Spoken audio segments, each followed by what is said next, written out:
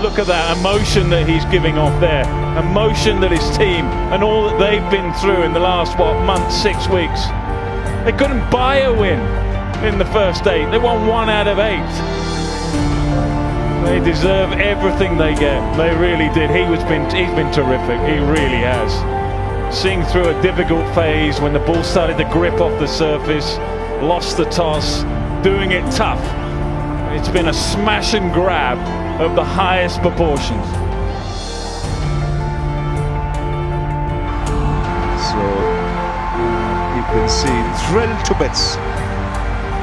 It's funny how this game can change in 3 weeks. They were at the bottom of the table.